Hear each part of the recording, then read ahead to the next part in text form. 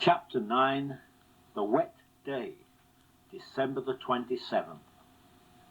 The next day was wet, sheets of rain pouring down, so that even the Glen's nurse, who was the hardiest of the three, announced at breakfast, "No walks, no riding."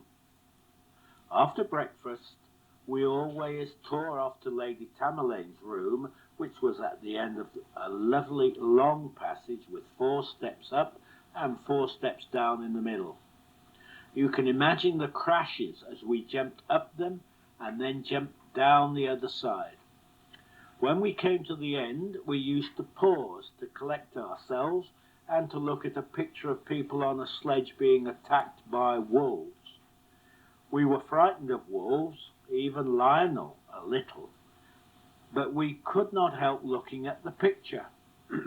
Did they escape? We never knew.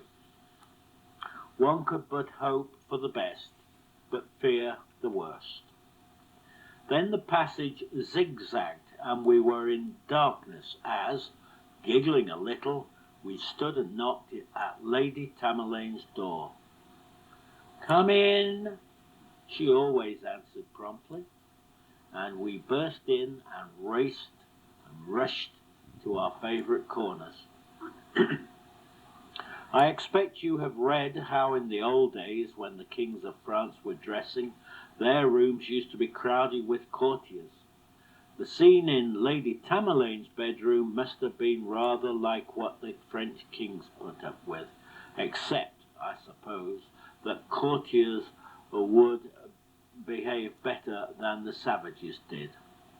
Lady Tamerlane was only half dressed when we came in, but at that date people wore such a lot of clothes that her petticoat had more to it than a modern person's frock. A little chest of drawers full of bead necklaces and curios was put on the floor, and we chiefly played with that, while she wandered round, cleaning her teeth and having her hair done by Miss Spencer, her maid. Miss Spencer was a dear little creature with pince nez. She looked very old and frail beside Lady Tamerlane. She brushed Lady Tamerlane's hair on, and then tied it in bunches with tapes, and finally pinned it up on top so cleverly that all the tapes were hidden. Lady Tamerlane talked to us all the time, generally about the strange people she had met in the course of her life. I remember her saying that everyone who lives long enough knows 3 murderers, and then telling us about the 3 murderers that she had met. She had travelled a great deal, and she liked talking about the countries she had visited. On this particular wet morning, Harry had asked her if she had ever been in a sledge and been chased by wolves, and though she confessed she had not, she told us a story about a friend of hers who had been. That led her to tell us other stories about Russia and about revolutionaries who threw bombs. One of her peculiarities was that she didn't bother to pronounce things properly, and bomb she pronounced boom. "What's a boom, Grandmamma?" asked Harry. "She means a bomb," said Peter, looking up from the shoes which he was arranging in a pattern. The rest of us were shocked by this remark, which we felt to be in terrible taste. Even Lady Tamerlane looked disconcerted and quickly changed the subject. "Eveline, have you written to thank your mother and father for their presents?" I said that I hadn't had time. "You had better come down into my sitting room and do it this morning." Her hair being finished, she rose up and presented us all with red Indian suits, and there was a scrimmage as we forced ourselves into them. Most of them were a sort of khaki colour, but Betty's was green. "I'm not a red Indian," said Betty. "I'm a green Indian." "There isn't such a thing," said Rosamond. "You've got to be a red Indian too." "No, I won't," said Betty. "I'm a green Indian." "You can't be," said Rosamond. "Can she, Grandmamma?" "I'm a green Indian," yelled Betty, flying into a rage. "Time you all went back to the nursery," said Lady Tamerlane, and we swept out into the passage and charged off, up the steps and down the steps, shouting, "I'm a red Indian," except for Betty, who shouted, "Green Indian." Later on, as it was so wet, the Glens mother and the Savages' mother also descended on their young to force them to write their thank you letters.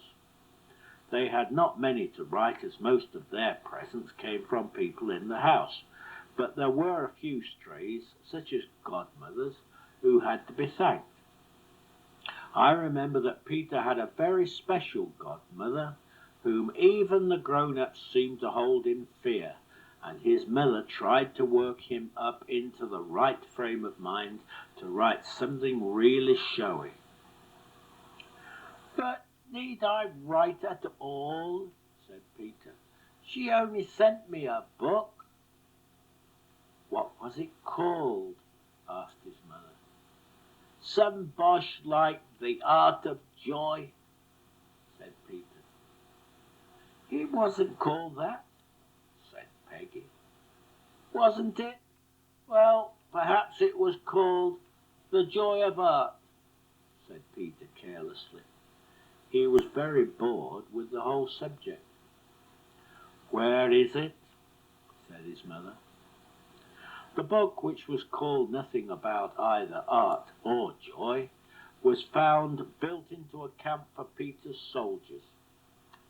It was very large and grand-looking, bound in imitation white vellum, and its edges were gold. Gold clouds, or smoke curls, were drawn on the cover, and the pages, which were very thick with wide margins, were ornamented with the same sort of curly wiggle.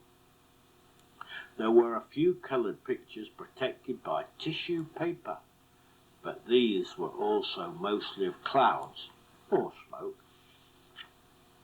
"What a lovely book!" exclaimed Peter's mother, stroking it respectfully. "That sort of book isn't much good, really," said Peter wisely. "I know them of old. The pages fall out almost at once. I truly don't think it's worth thanking for." "You are naughty to be so ungrateful to your grandmother," put in Peggy priggishly. "Look what lovely thick paper it is, and all those blank pages at the end, ideal for drawing on, and you could paint on them too." "I'll write a letter for you, and you can copy it," said his mother. "Your godmother will be very hurt if she doesn't get a letter." "All right," said Peter amiably. "I don't mind her sending it if she wants to, and if I paint a red cross on the lid, it will make a jolly good hospital tent." I turned away to listen to the Savages' mother, who was having trouble with Betty.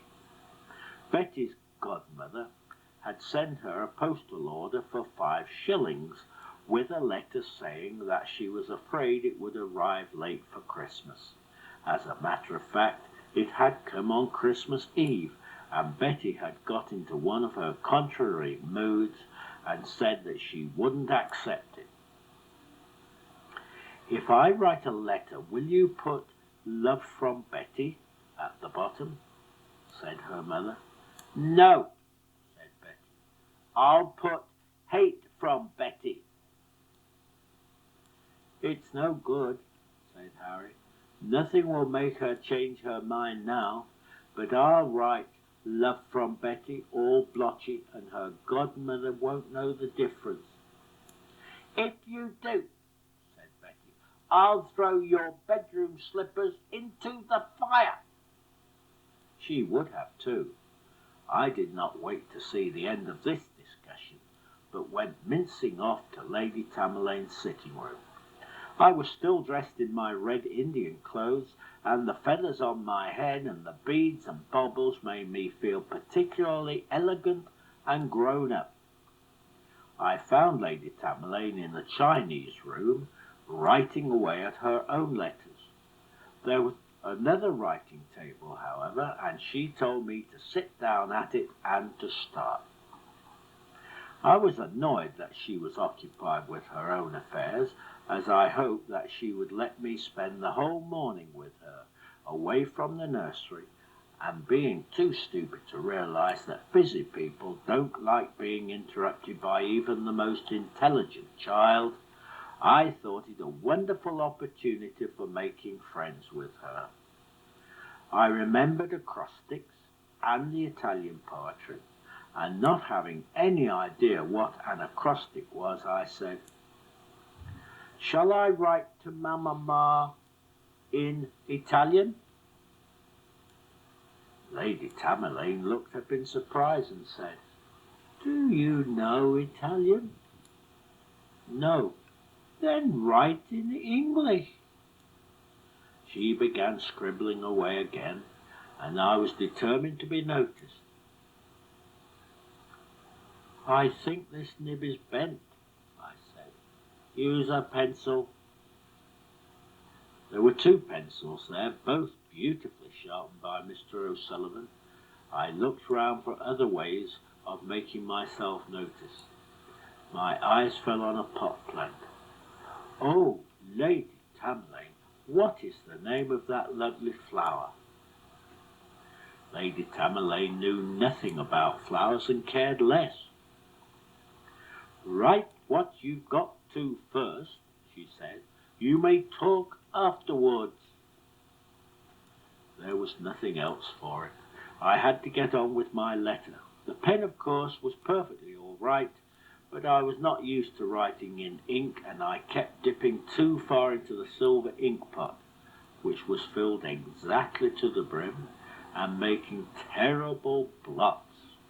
My fingers got covered with ink, and the blotting paper, and my face became very messy, and I was not helped by the tags and feathers on my red Indian suit. I could not see into the ballroom, as curtains had been let down across the alcove, but the Chinese room was full of small, attractive objects, and I kept looking about me instead of getting on with what I was supposed to be doing. At last, however, I did get some sort of letter finished, and I brought it over to Lady Tamerlane, who looked at it without surprise, though equally without admiration. She put it into an envelope which she had already addressed for me, and then tossed it into a tray on top of her own letters.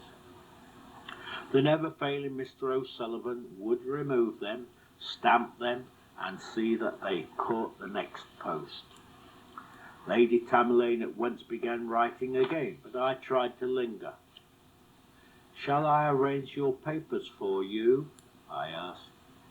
"Run along, Eveline," said Lady Tamerlane, not even thanking me for my kind offer, and with unwilling feet I left the realm of Fairy and went back to the nursery wing. There I found the other children, rather inky, but still partially dressed as Red Indians. They were sitting in the passage playing Grandmother's Garden Party, a game of which they were very fond. It began, "My grandmother gave a garden party and invited Pincher. My grandmother gave a garden party and invited Pincher and Charles the First. My grandmother gave a garden party and invited Pincher, Charles the First, and Tommy Howliboo," and so on. One might have thought it was a peaceful sort of game, but presently the list included Lionel and the King of the Donkeys, and Harry would say, Lionel the King of the Donkeys. Lionel threw himself on top of Harry, and there was a fight in which everybody joined, and which only ended when Harry's head bumped the door handle and broke it in half. We cooled down at once and looked at the two pieces in dismay. Let's say you slipped up and bumped against the handle by mistake, said Rosamond. We agreed to this sensible suggestion, and we sat down again and began asking each other riddles and catches. Most of them were designed to make the person say that they were a donkey. Rosamond produced a new one, which none of us had heard before. What is the difference between a piano, a cigar, and your face? The answer was, a piano makes music, a cigar makes you sick, and your face makes me sick. Rosamond knew a lot of riddles. I never could discover where she got them from. Perhaps she made them up. Somebody has to. The passage we were sitting in had nothing much in it except some fire extinguishers and some hot water pipes running along the skirting, which we kept trying to perch on, not very successfully, as they were too narrow and too hot. For want of anything better to do, we began examining the extinguishers. They were of two sorts: fat blue bottles about the size of croquet balls, which I think you were supposed to hurl into the flames like grenades, and tall red metal cans. It was obvious that we could not break one of the blue bottles without being found out, but Lionel, after reading the directions on one of the red tins, said, I wonder if this is in working order. I think we ought to test it. Very dangerous having fire extinguishers that don't work, most unwise, extremely rash. We crowded round. The way that this particular breed of extinguisher operates, said Lionel, looking again in all directions,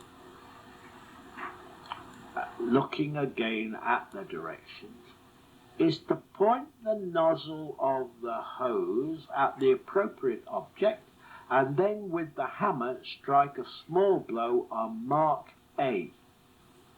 He unwound the hose and took the little gold hammer out of the socket. Don't do it! Don't do it! Do it! Don't do it! We clamoured. If the nozzle is pointed out of the window, the apparatus can be tested in perfect safety, said Lionel grandly. Peter said that he thought he heard Grandpapa's bath chair being pushed into the window, and we craned our necks out to look, but it was much too wet for anyone, even a gardener, to be out. Immediately below the window there were nothing but hard laurel bushes and ivy and an ancient seat under an iron trellis. It's only the ivy bower below, said Lionel. That doesn't matter. I won't squirt much, only a little to see if it is in good order. Rosamond told us afterwards that she meant to ask him if he knew how to turn the thing off, but she forgot to say it. Instead, she remarked, I wonder if we oughtn't to test all the extinguishers all over the house. Peggy was Lionel's favourite for the time being, and he gave her the nozzle to point out of the window. She held it at arm's length while Lionel raised the hammer. Stand back and watch the effect, he said. and struck a smart blow with the hammer on Mark A. Nothing happened. Lionel hit it again. Nothing. I'm deeply afraid it's empty, said Harry. Lionel shook the thing, and we could hear the water slopping about inside. And it won't be water, said Lionel. It will be some sort of deadly poison. It's an infernal machine. Peggy held the nozzle still further away from her face. Simply bash it, said Rosamond. Take a run at it. 1, 2, 3, bash! Lionel retreated to a distance and then rushed forward, and with the gold hammer hit Mark A as hard as he could. There was a loud squish, hiss, and Lionel sprang back even faster than he came, for the infernal machine began in a gush, not unfortunately from the nozzle, but from where the hose joined the tin. We had failed to notice that the rubber at the point of the joint had perished. Deadly poison squirted in all directions, except out of the window. Help! We screamed, leaping up and down. Flood! Fire! Plague! Pestilence! Famine! Nana Glen appeared, took one look, and sent her nursery maid running off for Mr. O'Sullivan, and we capered about yelling while the extinguisher continued to play like a fountain. Will it go on forever? Asked Peter, rather appalled. Yes, it will, cried Rosamond. It's like the burning bush, only water. In another moment, Mr. O'Sullivan had appeared amongst us, looking even taller than usual in his shirt sleeves, and without stopping to ask silly questions, he had picked up the fountain and heaved it out of the window. We heard it crash onto the ivy bower below, and peering out we could see it continuing to play, spraying the lover's seat with poison. Ho, ho, and who did that? Asked Mr. O'Sullivan, looking from the drenched passage to the row of frightened but exhilarated children. Lionel, we cried. Lionel did it. Lionel was never punished, not even put into disgrace, so we had no compunction about giving him away. You all helped, said Lionel unsportingly. Peggy said in a very gentle voice, I don't see why Grandmamma need be told. Everyone saw the point of that, and the nursery maid was sent to see if the wet had soaked through into the passage below, and when she came back and reported that it had not, we surrounded Mr. Sullivan. Oh, please don't tell Grandmamma, Mr. O'Sullivan. Please don't tell. Mr. O'Sullivan looked solemn, so very solemn that we knew he was going to help. Get one of your girls to mop up the passage, he said to Nana Glen, and I'll move the bag of tricks out of the cosy corner before anyone sees it. Oh, thank you, we cried. Thank you, thank you. Mr. O'Sullivan said nothing more, but he stooped and picked up one of the blue glass extinguishers and made pretence to throw it at Lionel's head.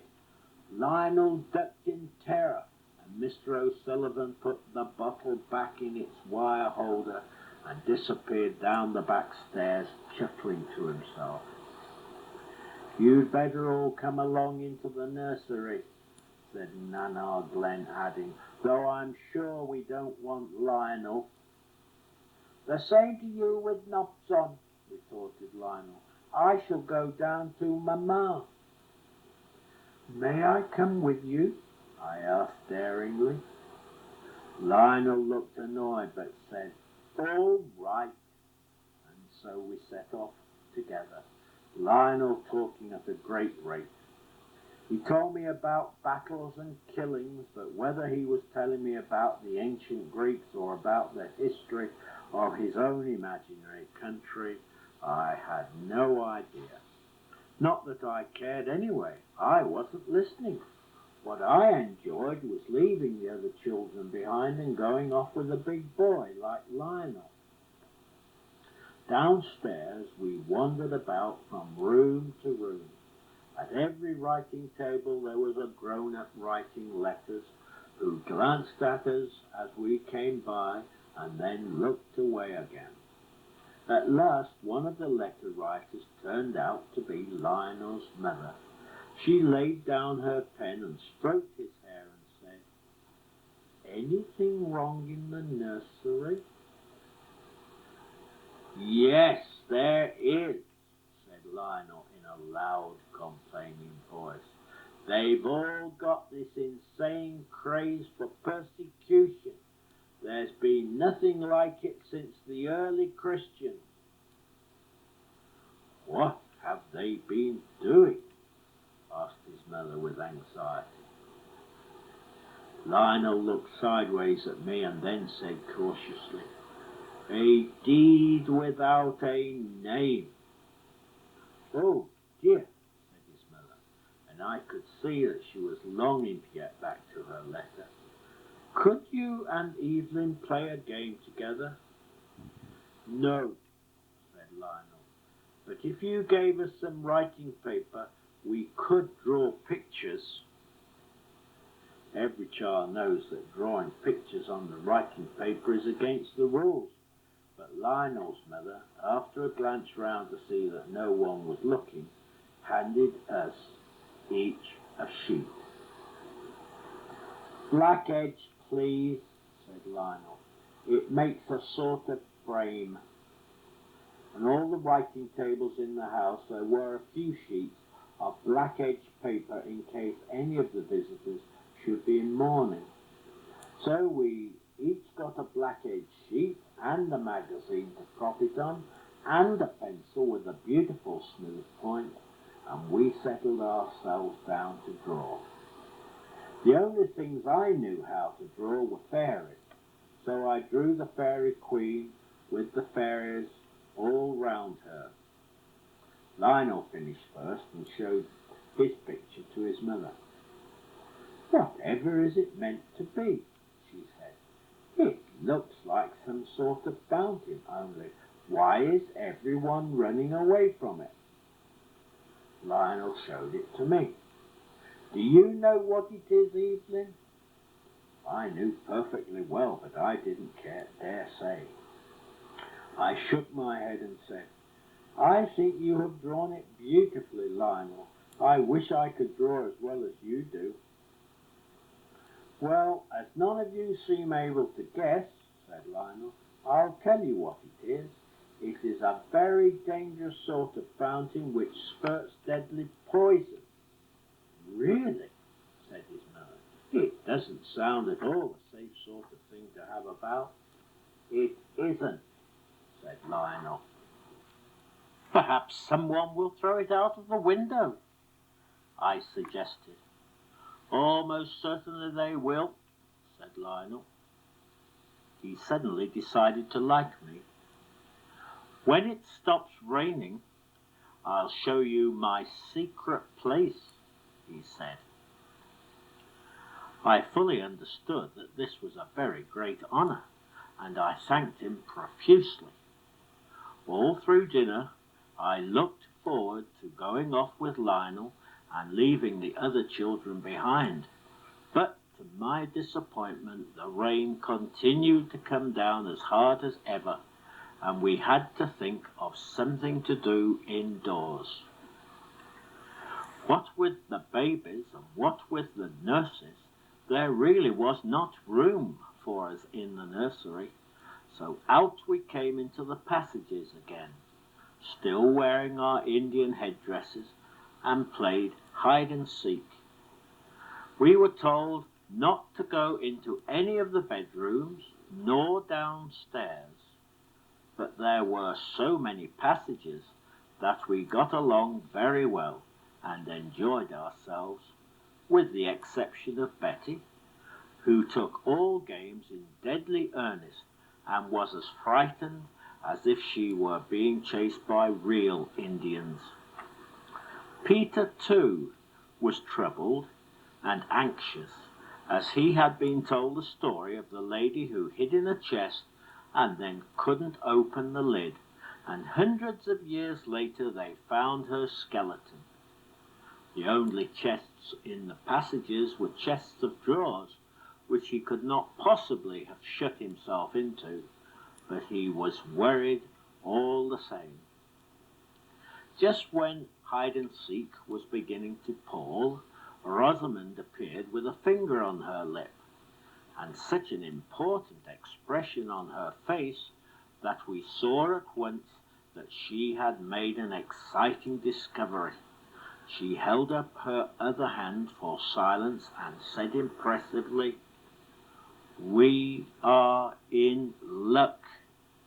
The key is in the door of the lumber room. Come, braves and squaws, and attack the wigwams of the enemy." Till that moment I had never heard of the lumber room, but I joined in the rush with the rest. Sure enough, the key was in the lock, and Rosamond, who had made the discovery, was allowed to turn it and open the door and walk in first. We pushed in behind her. As soon as we got inside, it became perfectly clear why the door was generally kept locked. In the middle of the floor was a glass dome, looking rather like a small greenhouse, which acted as a skylight to the billiard room, which was just below. Suppose a child were to fall or be pushed against the glass, he would probably fall through it down into the billiard room. I wonder what Aunt Muriel's husband would say if Betty came hurtling through the skylight just when he was in the middle of a stroke, said Harry. "Is he there now?" said Betty, trying to squint through one of the little stars in the frosty glass. We all leant against the glass trying to look through, but it fortunately supported us.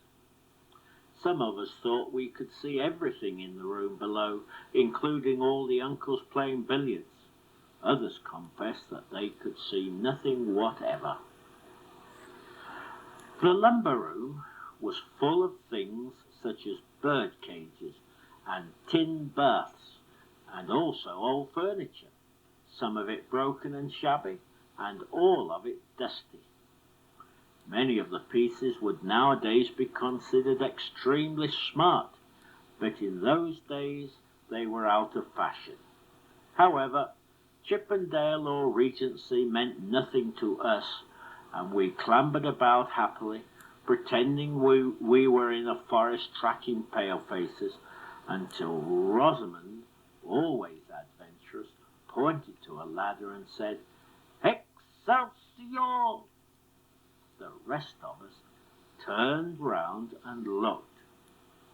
On either side, high up in the wall, were two doors leading into that gap between ceiling and roof that there sometimes is in houses. A plank stretched from one to the other.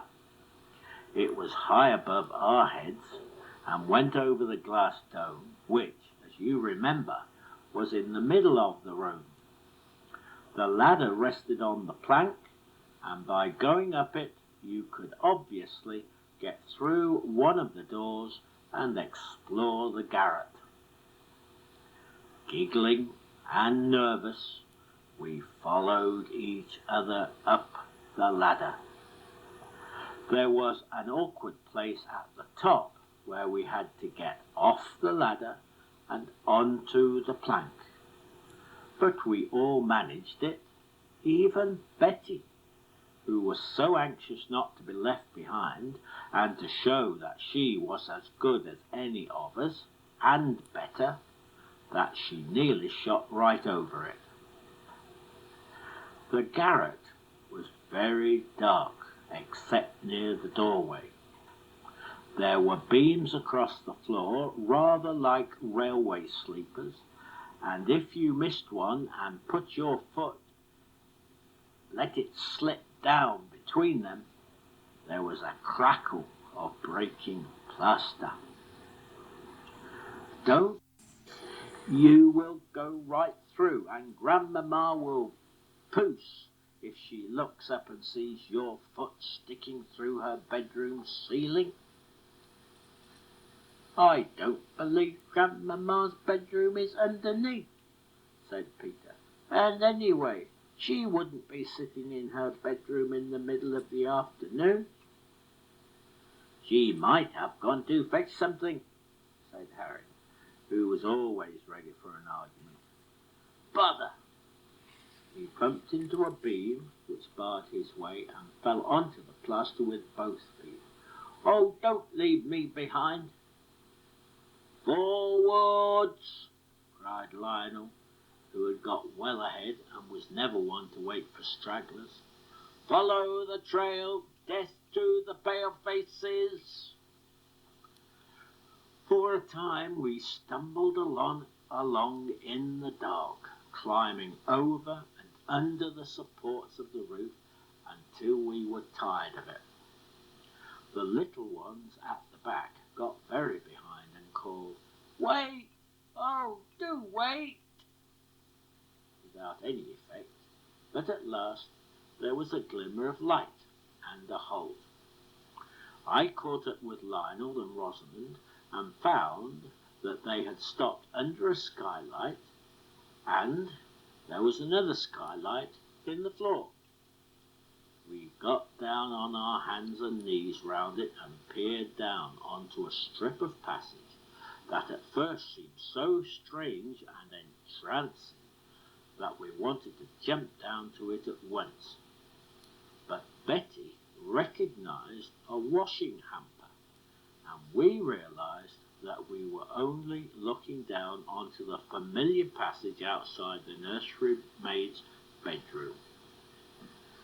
Harry brought out of his pocket a lot of tiny sandbags belonging to his toy soldiers. Let's drop them on people's heads, he said. One of the panes of glass was open, and we piled the ammunition round it. As soon as we heard footsteps, we tipped them over without waiting to see who was below. Crumbs! It's Nana, said Peter. For a moment, Nana Glenn stood below speechlessly, staring up at us, sandbags all round her on the floor. Speechlessly, we stared down on her. Then, without exchanging a word, she turned and was off. She's gone to fetch Grandmamma. In fearful haste, we left the skylight and plunged into the darkness again. Not so fast, don't leave me behind, wailed the little ones, falling onto the plaster at almost every step. Come on, said the big ones angrily. Let's get down the ladder before anyone comes. But when we got to the crack of light that showed that our tour was at an end and that we had reached the other door, there was a stop. The big ones fumbled but could not find a handle. The little ones came up and asked, What is it? Actually, it's fastened by a hook on the outside. Then why on earth didn't you say so before? Asked Rosalind crossly. And she had some reason to be cross. I thought everyone knew, said Harry. Stood in a huddle and rattled the door. Hiss, said Rosamond, who thought that an unusual situation needed unusual language. "One cometh up the ladder." We kept quiet and listened, and we could certainly hear a person getting off the ladder and coming across the plank. Then the door was unlatched, and the light streamed in, and to our thankfulness, the face that we beheld was that of Mr. O'Sullivan. We welcomed him with enthusiasm. "Now you've done it," he said with a wink. We then perceived that he was not alone. Below, standing among the dusty lumber, was the savage's mother. She was a very nervous lady, and when she was frightened, she became very angry, as most of us do. She looked up at us with a white, grim face. Lionel advanced upon the plank. "What are you doing up there?" said his mother through clenched teeth. "I'll give you 20 questions and 3 guesses," said Lionel, who, as you may have noticed, was very spoiled. He wobbled slightly. "Well, come down at once," said his mother in a strangled voice. "Am I to be punished?" "Come down." "Not till you tell me whether I'm to be punished." "Oh, do come down." Lionel saw he was winning. It was pure showing off anyway, as he never was punished. "There are 3 things I might do. A. I might stay where I am. B. I might go back into the roof. C. I might dive through the glass into the billiard room." He put his hands above his head as though preparing to dive. "Don't stand there blubbering. Come down." "Promise I'm not to be punished or even put into disgrace." "And the rest of us too," prompted Rosamond. "And the rest of them too," said Lionel. "Otherwise I'm as afraid it's the old billiard room for me." "Anything you like," said his mother desperately. One by one we walked across the dreadful plank, a very draggled tribe of Indians. Mr. O'Sullivan helped us to get onto the ladder, but even so my knees were shaking so much that I could only just manage it. One by one we filed past the savage's mother. When we were all out of the lumber room, Mr. O'Sullivan locked the door and put the key into his pocket. The only one of us who was not in the least ashamed was Lionel. "I want you to read to me," he said calmly to his mother, and went off with her. The rest of us trooped silently to the nursery, sure of a scolding for having got so dirty, and only cheered by a glimpse of Mr. O'Sullivan disappearing into the back regions with the lumber room key balanced on the end of his nose.